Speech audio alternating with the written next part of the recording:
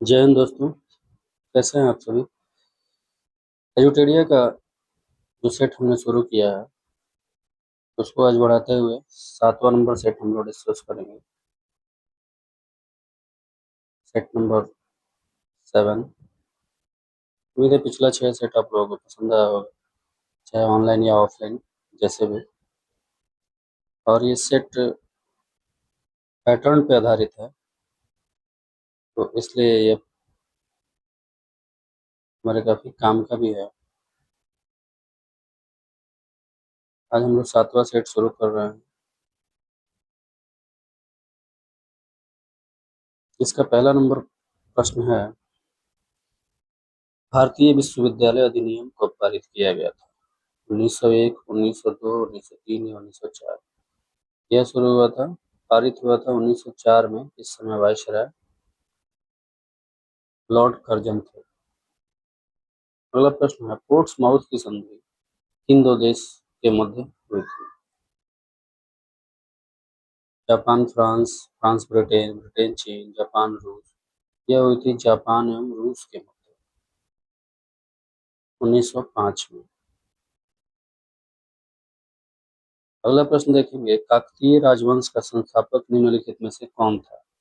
Vishnuvardhana, beta प्रथम, ब्रजहंस पंचम, नोडियान? ये थे बीटा प्रथम। काकतीय वंश जो है यह मुख्यतः अम्रकोंड था। इसकी राजधानी जो है काकतीय वंश की अम्रकोंड थी।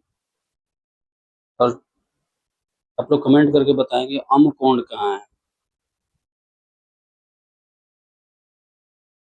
प्रथम महिला निम्न में से कौन थी जिन्होंने भारतीय राष्ट्रीय कांग्रेस के अधिवेशन को संबोधित किया था? ये संबोधन, ये थी कादम्बिनी गांगुली। पहली बार महिलाओं ने 1889 के बंबई अधिवेशन में भाग लिया था। कांग्रेस पार्टी की स्थापना 85 में हुई थी।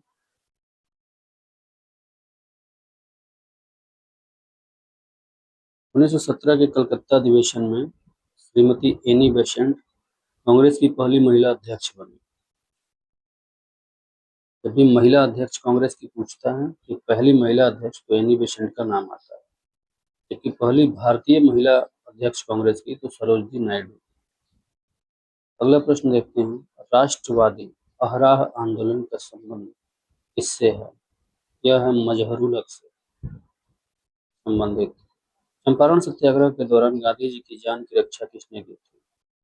ये बत्तख मियाँ की कहानी है, जिनका नाम इतिहास में हमेशा याद रखा जाएगा। चंपारण सत्याग्रह के दौरान गांधी जी के खाने में जहर मिला दी गई। उस समय बत्तख मियाँ वहाँ कुक हुआ करते थे। उन्होंने इसकी जानकारी गांधी जी को पहले ही दे दी। अखिल भारतीय ट्रेड यूनियन कांग्रेस के प्रथम अध्यक्ष और प्रथम सचिव निम्नलिखित में से कौन थे? प्रथम अध्यक्ष थे लाला लाजपत राय और सचिव थे दीवान चमन लाल। अखिल भारतीय ट्रेड यूनियन कांग्रेस की स्थापना जो है यह 1920 में हुई। यह भी क्वेश्चन पूछ सकता है, इसकी स्थापना कब हुई? 1920 में। अगला प्रश्न देखते हैं, निम्नलिखित में से किस ताम्रपाषाण कालीन स्थल का संबंध बिहार से नहीं? सोनपुर तो बिहार से है, ताराडीह भी है, सिनुआर भी है, खैराडीह नहीं। खैराडीह का संबंध उत्तर प्रदेश से है। हड़प्पा सभ्यता की लिपि लिपि की खोज कब की गई? 1823, 1829, 1857 या 1853? सही जवाब है 1853। आबू पर्वत पर्वत पर स्थित भीलवाड़ा के जैन मंदिर निर्माण किस वंश के शासक ने किया था? चालुक्य वंश के शासकों ने इसका स्थापना करवाया था। दिल्ली सल्तनत के किस शासक का मूल नाम उलुग खान था? बलबन का उलुग खान नाम था। बलबन का शासनकाल 1266 से 87 तक था। यह तुर्क जाति से संबंधित था।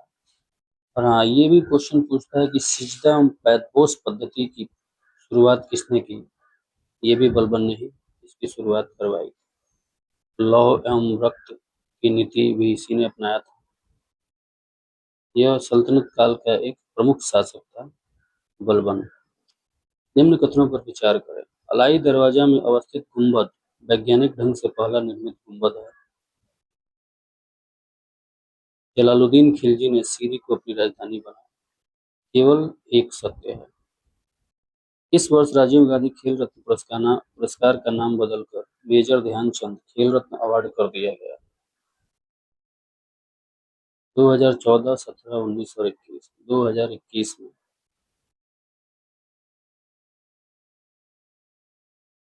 अगला प्रश्न देखते हैं। यूरोपीय आर्थिक क्षेत्र में यूरोपीय संघ के देशों के अतिरिक्त कौन कौन शामिल है? आइसलैंड, नॉर्वे, लिechtenstein सभी शामिल हैं। राष्ट्रीय पराक्रम दिवस कब मनाया जाता है? ये 23 जनवरी को मनाया जाता है। कर्पूरी ठाकुर को इस वर्ष सर्वोच्च नागरिक सम्मान भारत रत्न से सम्मानित किया गया। ये तो 2025 में दिया गया है। 2024 में घोषणा हुई थी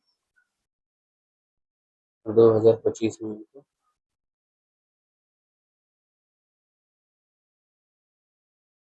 कुल 5 लोगों को भारत रत्न 2024 में दिया गया, जिनके नाम हैं कर्पूरी ठाकुर। ये बिहार से हैं। ये बिहार के लिए महत्वपूर्ण है। इनके अलावा हैं नरसिम्हा राव,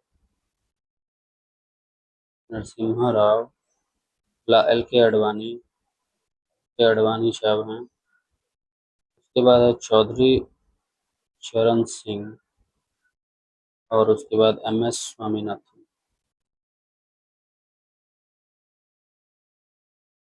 अगला प्रश्न देखते हैं। शाहजहांनामा की कृति किसकी कृति है? यह है इनायत खां की कृति। अगला प्रश्न देखते हैं।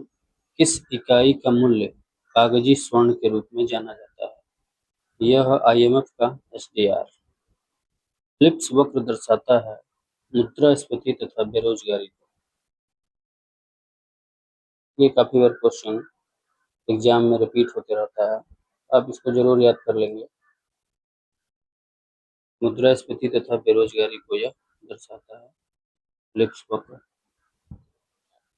जुड़वा घाटा किसे कहते हैं? राजकोषीय घाटा एवं राजस्व घाटा। भारत में घाटों की वित्त व्यवस्था किस संसाधनों को बढ़ाने हेतु उपयोग की जाती है? आर्थिक विकास के लिए स्वाभाविक है। सरकार के पूंजीगत प्राप्तियों के इकोनॉमिक्स के क्वेश्चन को अगर ध्यान से 2-3 बार पढ़ा जाए तो भी उसका आंसर उसी ऑप्शंस में से निकल के आ जाता है। अगर आप थोड़ा बहुत भी इकोनॉमिक्स की समझ रखते हैं तो आप वो क्वेश्चन आराम से टैकल कर लेंगे। अगला प्रश्न देखते हैं। सरकार के पूंजीगत प्राप्तियों में निम्न में क्या शामिल है? ऋण के रूप में प्राप्त धनराशि, संपत्ति बेचने से प्राप्त धनराशि, अप्रत्यक्ष कर से प्राप्त धनराशि। इसमें केवल A और B होगा। भारत का प्रथम मल्टी मॉडल लॉजिस्टिक पार्क का निर्माण किस राज्य में किया जा रहा है? ये तमिलनाडु है। तमिलनाडु में यह किया जा रहा है।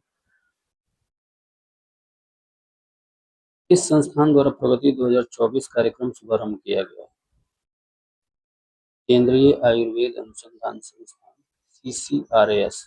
इस सुरंग को देश की सबसे ऊंची सुरंग के रूप में आधिकारिक पहचान मिली है। यह है सेला सुरंग। यह यह असम के गुवाहाटी को अरुणाचल प्रदेश के तवांग से जोड़ता है, जो 13,000 फीट ऊंचाई पर है। भारत का पहला संविधान पार्क का उद्घाटन कहाँ किया गया है? सूरत, पुणे, दिल्ली या लखनऊ? यह हुआ है पुणे में। इसकी स्थापना पुणे में हुई है। भारत के प्रथम खगोल पर्यटन अभियान को क्या नाम दिया गया है? नक्षत्र सभा, पृथ्वी सभा, सप्तऋषि ग्रह ये सभा। यह है नक्षत्र सभा। हाल ही में किस देश के द्वारा 6G डिवाइस लॉन्च किया गया? यह अति महत्वपूर्ण प्रश्न है। 6G डिवाइस लॉन्च करने वाला दुनिया का पहला देश बना है जापान।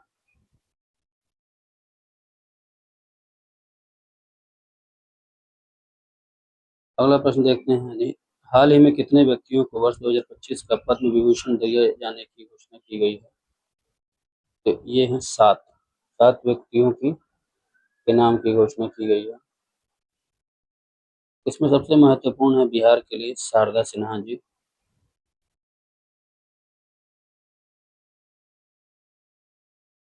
इनको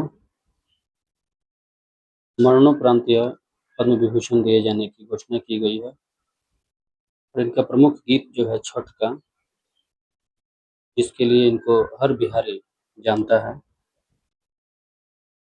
छठ का जो सबसे महत्वपूर्ण गीत आप लोग सुनते होंगे, वो इन्हीं ने गाया है।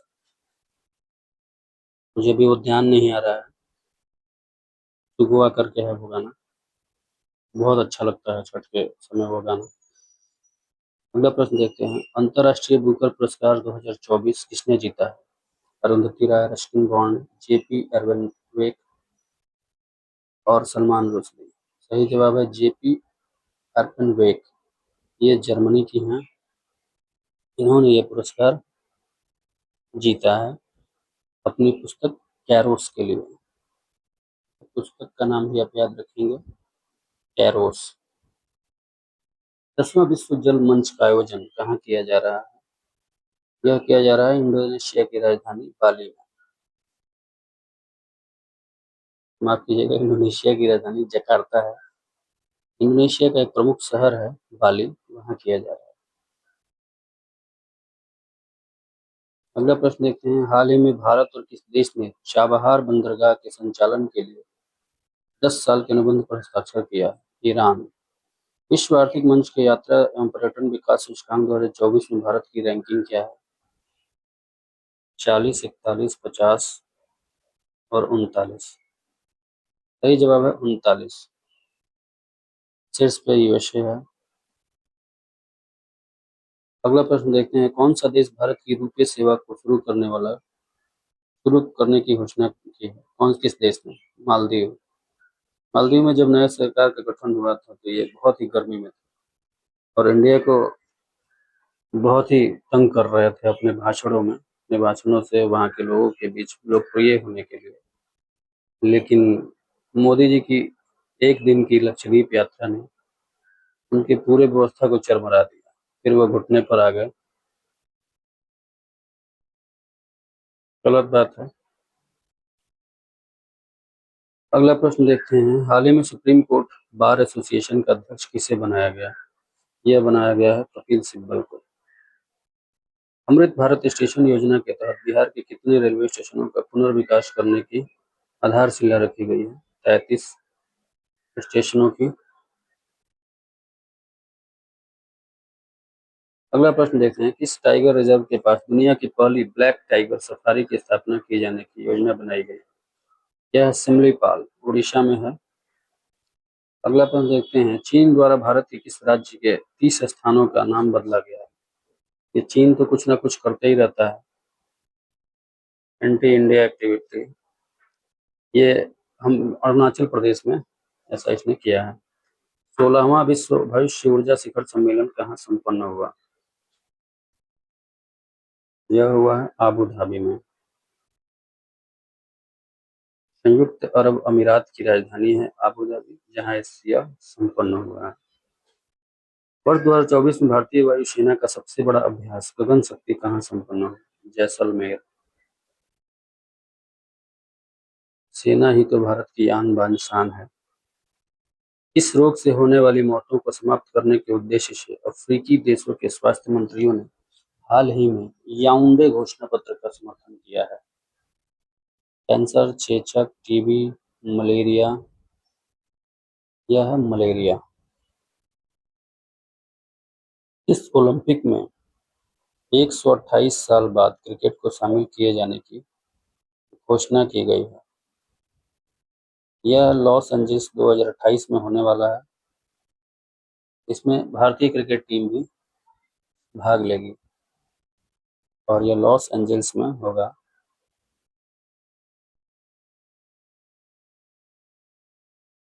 इंग्लिश के 3-4 क्वेश्चन हैं, वो भी देख लेते हैं। सेलेक्ट द एप्रोप्रिएट इडियम और phrases. Kitty, corner.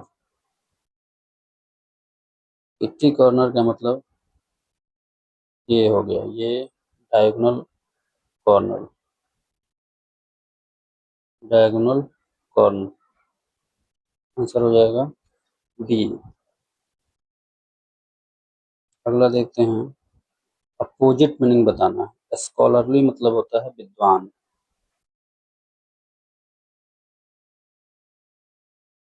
कल्टू cultivate means होता है सुसंस्कृत। सुसंस्कृत। इग्नोरेंट, यही होता है इसका आंसर, अज्ञानता। लर्नेड मीन्स भी विद्वान होता है, ट्रेंड मीन्स भी विद्वान होता है। बैफलिंग, बैफलिंग का बताना है। इसका होता है मतलब विस्मयकारी। विस्मयकारी, इसका अपोजिट बताना है आपको, वो हो जाएगा कंप्रीहेसिबल। कंप्रीहेसिबल।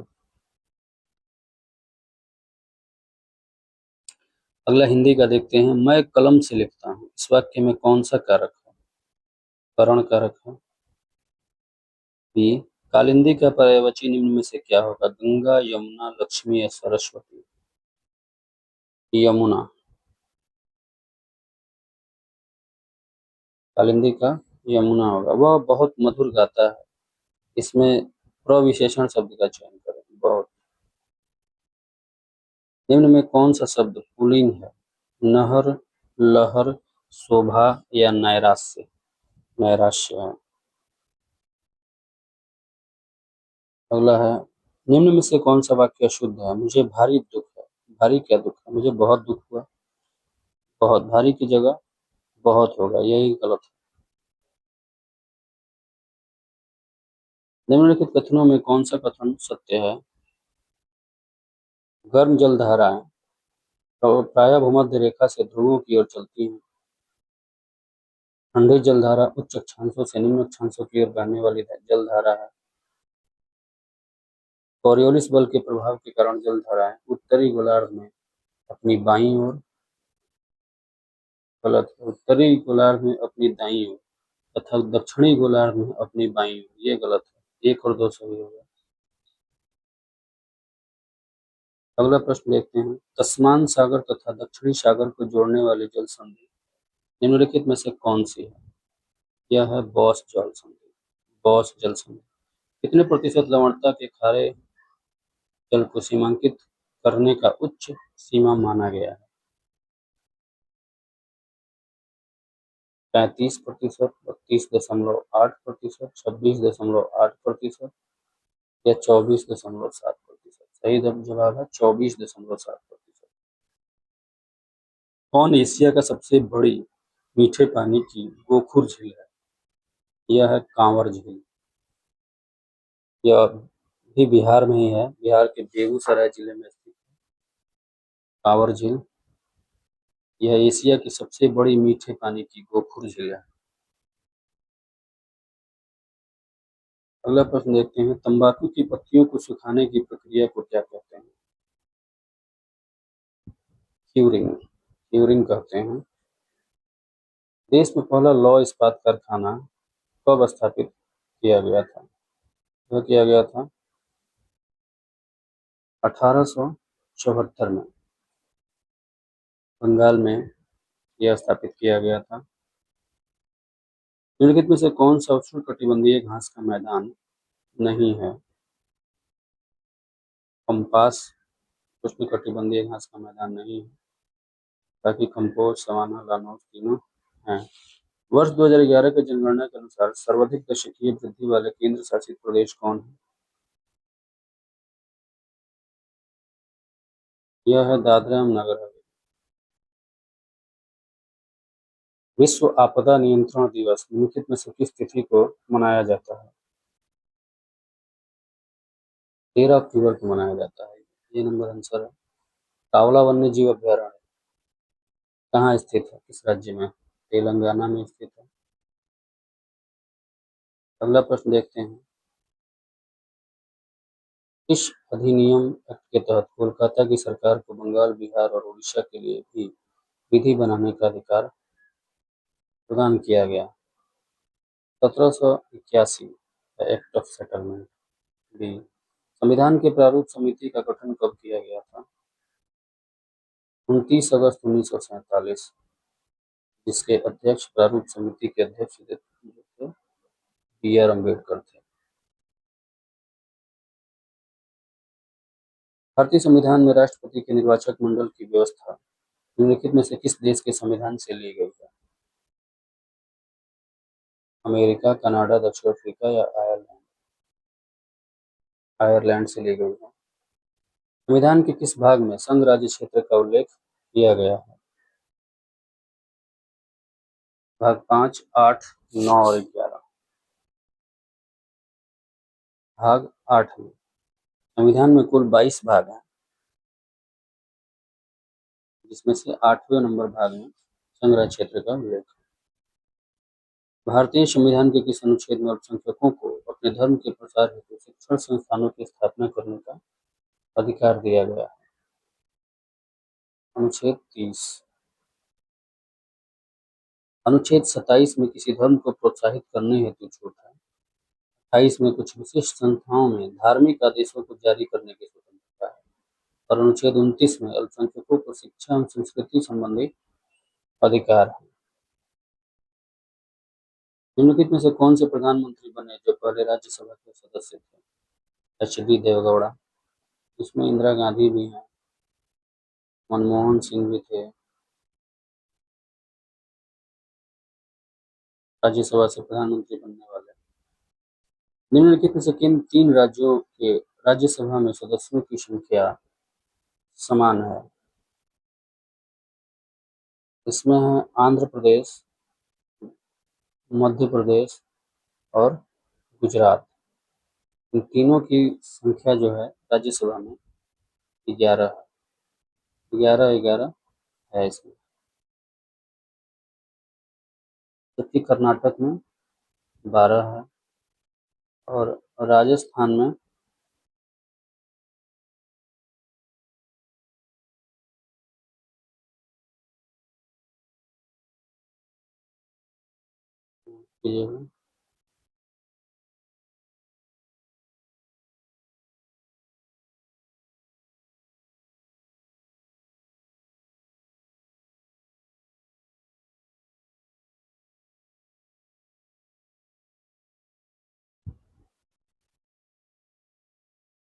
सॉरी फोन आ गया था। अगला प्रश्न देखते हैं।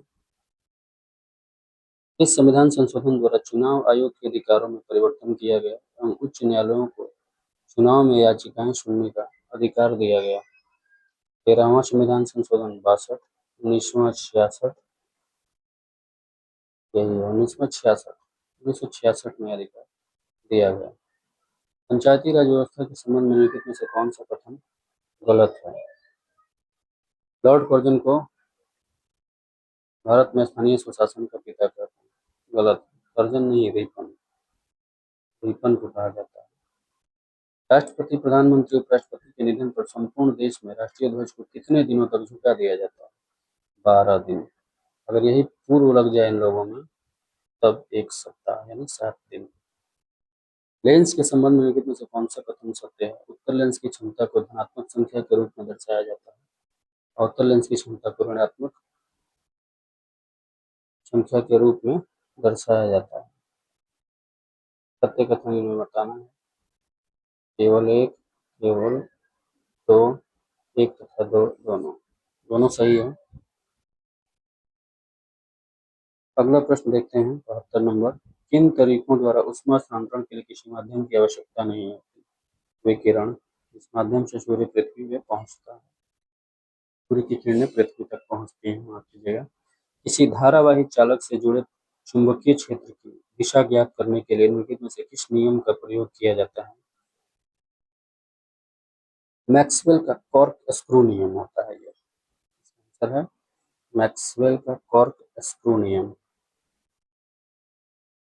रोलिंग घर्षण सर्पी घर्षण से अधिक होता है।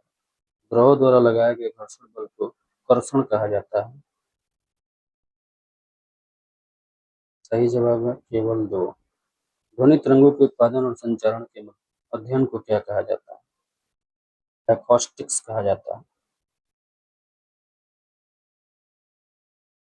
बाकी सब भी बता देता हूँ। ऑप्टिक्स जो है भौतिक विज्ञान की वह शाखा है जो दृश्य और अदृश्य प्रकाश दोनों के गुणों और घटनाओं से संबंधित है। ये फोटोनिक्स का मतलब हो जाता है जो प्रकाश और अन्य प्रकार की दीप्तिमान ऊर्जा का अध्ययन किया जाता है, जिसकी क्वांटम इकाई फोटॉन है। एस्ट्रोफिजिक्स, इसमें अंतरिक्ष विज्ञान की वह शाखा है जो ब्रह्मांड को समझने के लिए भौतिक और रासायनिक विज्ञान के नियमों को लागू करती है।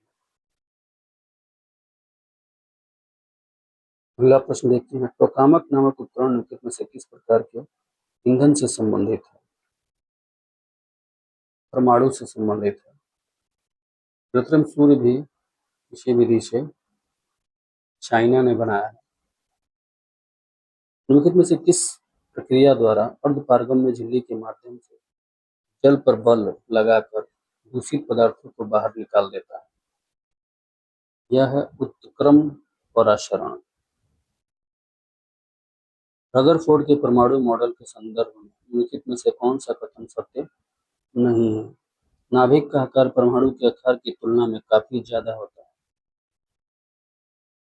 ये कैसे हो जाएगा? जिसमें वह मान लीजिए अगर ये आकार है किसी वस्तु का, इसका नाभिक इससे तो छोटा ही होगा, इसलिए यह कथन गलत है। निम्नलिखित में से कौन सी मिश्र धातु तांबे और जस्ते से बनी हुई होती है? यह है डच धातु। अगला प्रश्न देखते हैं। निम्नलिखित में कौन सा सिलिकॉन डाइऑक्साइड का एक गुण नहीं है? इसका गलनांक उच्च होता है। इनमें से कौन सा सिलिकॉन डाइऑक्साइड का एक गुण है? इसका गलनांक उच्च होता है। इसका गुण निम्नलिखित में से कौन सा पोटेशियम लवण एक खनिज पूरक है जिसका उपयोग रक्त में पोटेशियम के निम्न स्तरों के उपचार या रोकथाम के लिए किया जाता है? तो यह है पोटेशियम क्लोराइड। ए नंबर। वह प्रक्रिया जिसमें धातुओं को उसके अयस्कों द्वारा गलनांक बिंदु से अधिक गर्म करके विस्कर्षण किया जाता है कहलाती है? कताई, प्रगलन, उत्थान या निष्कर्षण? सही जवाब है प्रगलन। प्रगलन। एल्डिहाइड समूह का रासायनिक सूत्र क्या होता है? CHO। निम्नलिखित में से किसकी उपस्थिति के कारण पीतल का रंग हवा में फीका पड़ जाता है? Hydrogen sulphide. सही जवाब है हाइड्रोजन सल्फाइड। निम्नलिखित में से कौन सा कथन यौगिक के बारे में सत्य नहीं है? यौगिक प्रत्येक नए पदार्थ की रचना हमेशा निर्धारित होती है। सही है। घटकों को केवल रासायनिक या विद्युत रासायनिक विक्रियाओं द्वारा अलग किया जा सकता है। सही है। तत्व नए यौगिकों को बनाने के लिए विक्रिया करते हैं। सही है। यौगिकों में एक परिवर्तनशील संरचना होती है। ये गलत है। विटामिन के संबंध में निम्नलिखित में से कौन सा कथन गलत है? पौधे लगभग सभी विटामिनों का संश्लेषण कर सकते हैं। विटामिन कार्बनिक यौगिक है। अंत में कुछ बैक्टीरिया विटामिन का उत्पादन नहीं करते हैं। हाथ में कुछ बैक्टीरिया विटामिन का उत्पादन नहीं करते हैं। ये गलत है। हाथ के बैक्टीरिया आवश्यक पोषक तत्वों की आपूर्ति करने, विटामिन के को संश्लेषित करने, सेलुलोज के पाचन में मदद करते हैं। विटामिन ए, डी, ई और के, ए, डी, ई और के वसा में घुलनशील है, जबकि बी और सी जल में घुलनशील है। ये भी याद रखेंगे। जब भोजन का विघटन ऑक्सीजन के उपयोग के बिना होता है तो उसे क्या कहते हैं? उसे कहते हैं अवायवीय श्वसन। सभी जीवित प्राणियों के लिए ऊर्जा का अंतिम स्रोत क्या है? सूर्य है। निम्न में वह कौन सा वंशानुगत रक्त विकार है जो हीमोग्लोबिन जीन को प्रभावित करता है और जिसके परिणाम स्वरूप अप्रभावी रक्ताणु उत्पत्ति होती है? यह है थैलेसीमिया। कौन सा रोग कवक के कारण होता है? यह होता है दाद। कौन सा महिलाओं में प्राथमिक यौन अंग है? यह है अंडाशय। सही जवाब है अंडाशय। कोशिका में भरे जाने वाले तरल पदार्थ मैट्रिक्स को क्या कहते हैं? तो कहते हैं साइटोप्लाज्म। निम्नलिखित में से कौन सा जटिल अस्थायी पादप उत्तक है? जाइलम है। निम्नलिखित में से कौन सा कोशिकांग अंतःकोशिकीय परिवहन के लिए मार्ग और निर्माण सतह दोनों के रूप में कार्य करता है? गोल्जी का है, लाइसोसोम, माइटोकॉन्ड्रिया, एंडोप्लाज्मिक रेटिकुलम। सही जवाब है एंडोप्लाज्मिक रेटिकुलम। जटिल खाद्य पदार्थ जिसकी सहायता से सरल पदार्थों में टूट जाते हैं उन्हें एंजाइम कहते हैं। आगे मैथ के क्वेश्चंस हैं, इनको भी देख लिया जाए। ए और बी किसी चुनाव में प्रतिद्वंद्विता की 3/8 मतदाताओं ने ए के पक्ष में वोट डाला, जो बी से 200 अधिक वोटों से विजयी हुआ, जबकि 1/3 मतदाताओं ने बिल्कुल वोट नहीं डाला। कुल कितने वोट थे?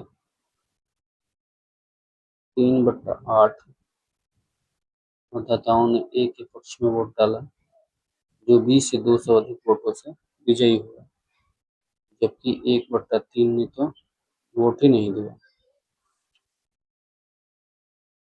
यानी 8 में से 3 लोगों ने वोट दिया नहीं।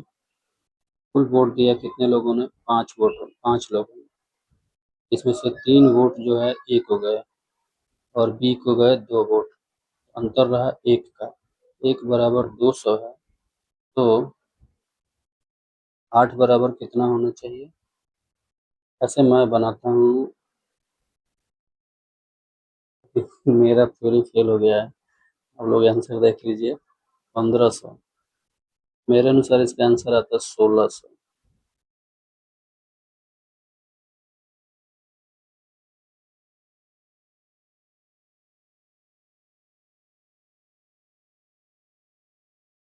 अगला प्रश्न का आंसर बता देता हूँ। 6 साल पहले ए की उम्र बी की उम्र की 2 गुनी थी, तो 97 का आंसर ही बता देता हूँ।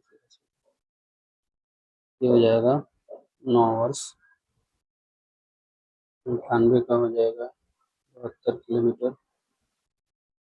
99 का हो जाएगा 1000। 100 का 5%। उम्मीद है आप लोगों को आज का सेट पसंद आया होगा। मैथ मेरा थोड़ा कमजोर है, तो मैं ऑप्शन से ही मैथ को बनाता हूँ। जो टफ मैथ होते हैं, जो आसान कैलकुलेटिव होता है, वो तो बन ही जाता है। मैथ का प्रैक्टिस आप लोग भी करते रहें। 5 ही क्वेश्चन है, लेकिन ये फैक्टर बन सकता है आपका रिजल्ट लाने में। तो आप लोग इस पे भी मेहनत करते रहें, साथ साथ जीके और जीएस पे भी, करंट पे भी। बहाली जल्दी आने वाली है और अपना सीट उसमें एक पक्का होना ही चाहिए। मुझे तो मेरे जॉब की वजह से थोड़ा कम समय मिलता है, तो फिर भी मैं कोशिश करता हूँ कि अप टू डेट रहूँ। अभी सिविल कोर्ट का मेंस दिया हुआ है, देखिए इसका रिजल्ट भी आने ही वाला है। देखते हैं क्या होता है। मिलते हैं फिर अगले सेट में, तब तक के लिए धन्यवाद।